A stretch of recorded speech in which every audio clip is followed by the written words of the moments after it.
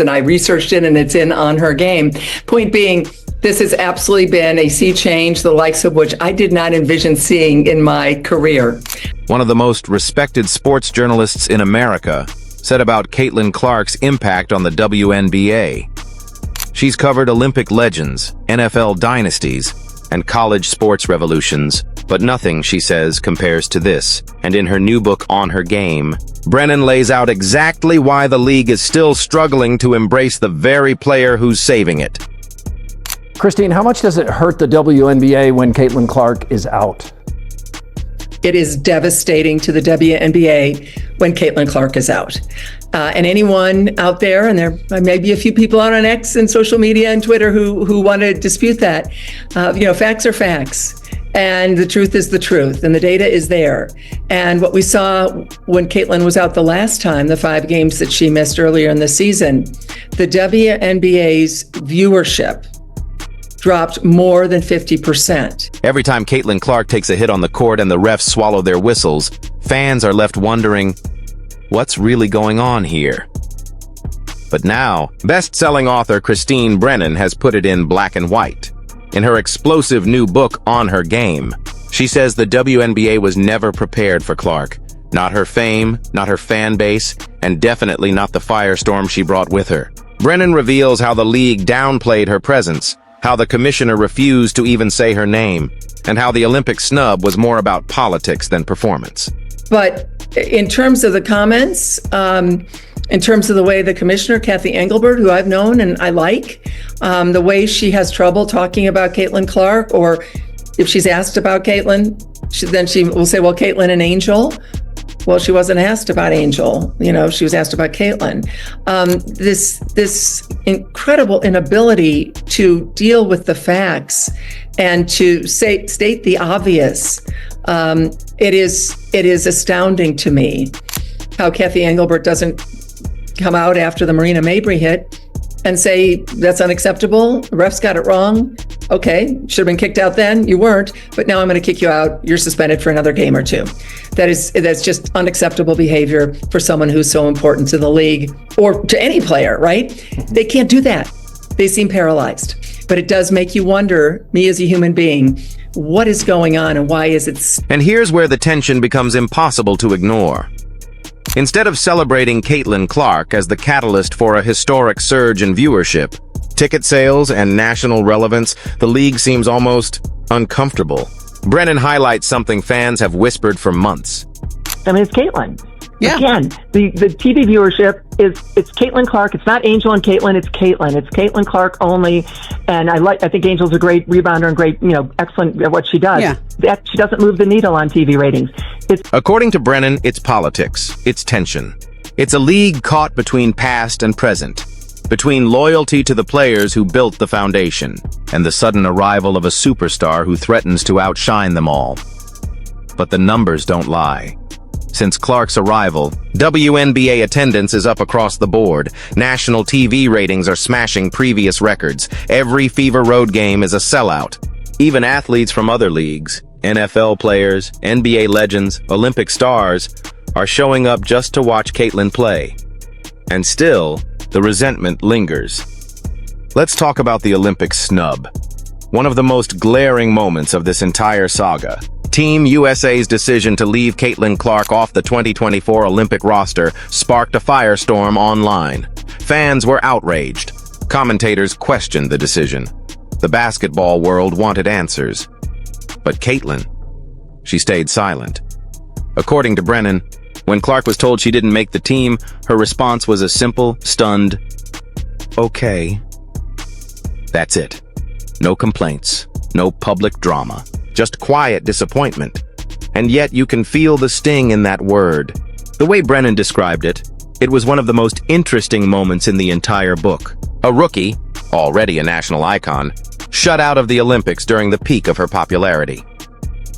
Caitlin Clark is a supernova, the likes of which we've never seen. Her game resonates with people that love basketball. My mom has never cared about sports. She's planning her day and night around this. That's the kind of impact that Caitlin Clark is having. Never mind that Clark's college resume dwarfed most of Team USA's stats.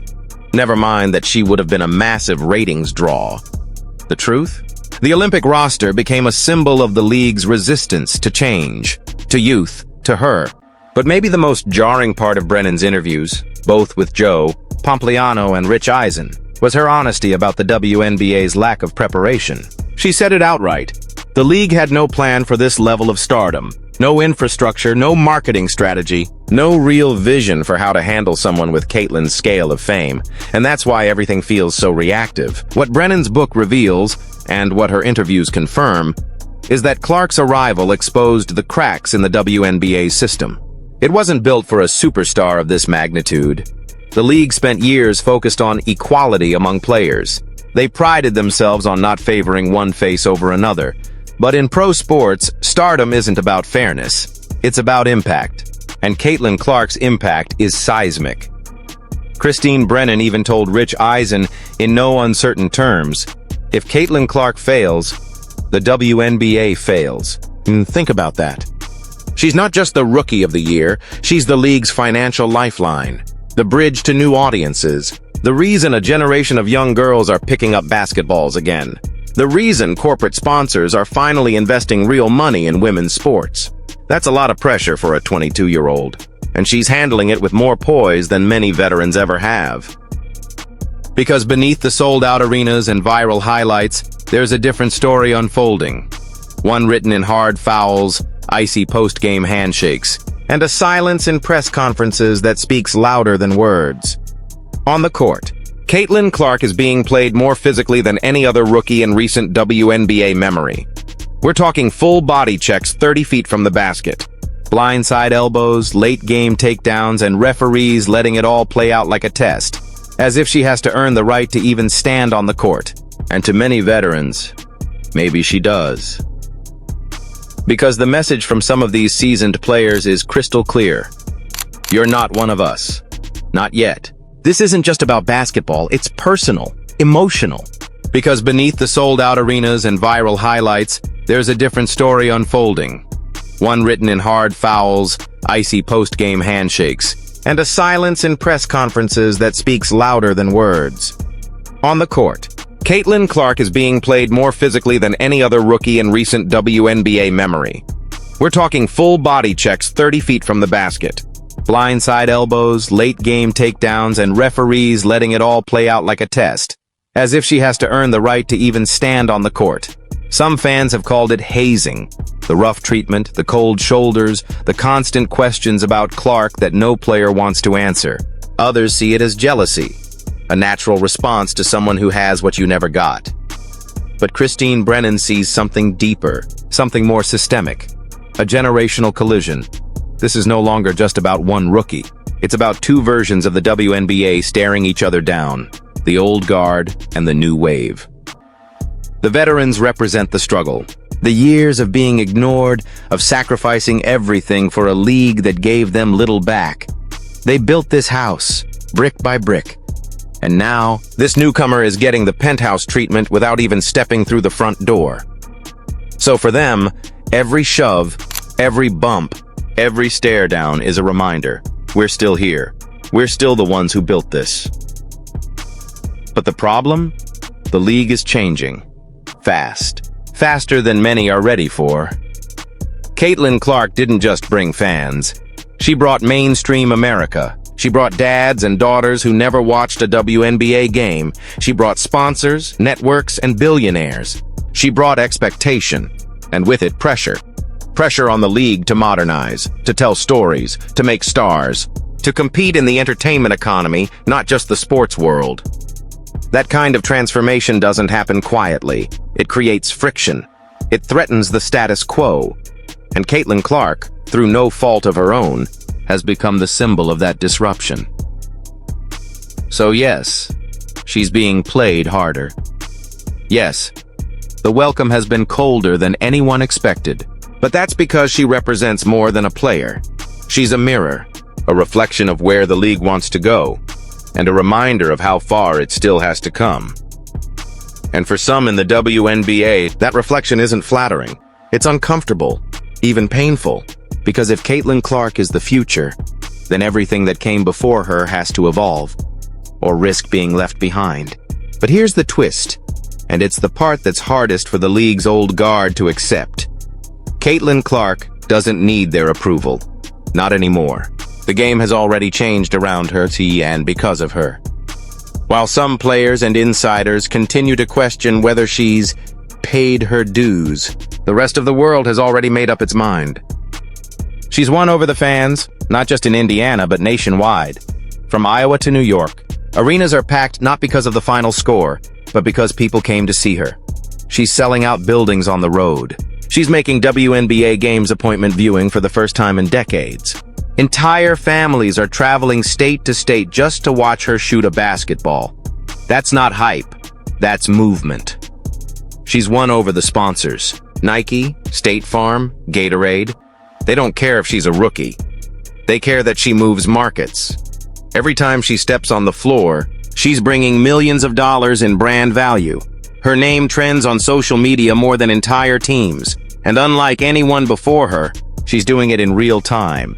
As a first-year pro, not a legend on her farewell tour, she's won over the networks. ESPN, ABC, Amazon. They've shifted their programming to spotlight Caitlin Clark.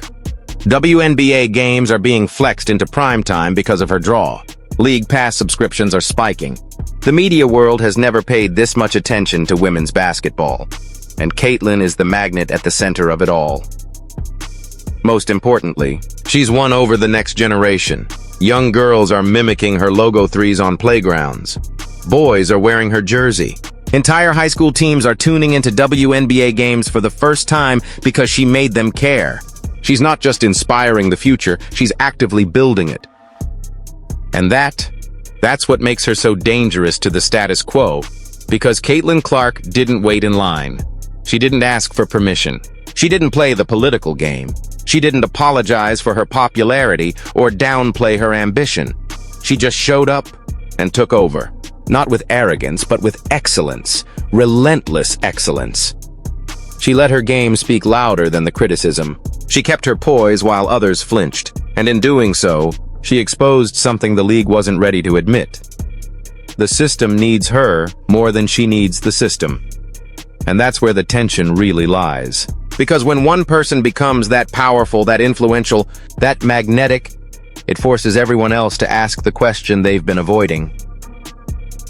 If she's the future, what does that make the rest of us? So when Christine Brennan says the WNBA needs Clark to succeed, she's not exaggerating. She's telling the hard truth. This isn't about one player. It's about the survival of an entire league. And the longer the WNBA fights that reality, the more damage they do to themselves, whether they admit it or not. Caitlin Clark is the future. The question is, will the league embrace her or keep pushing her away?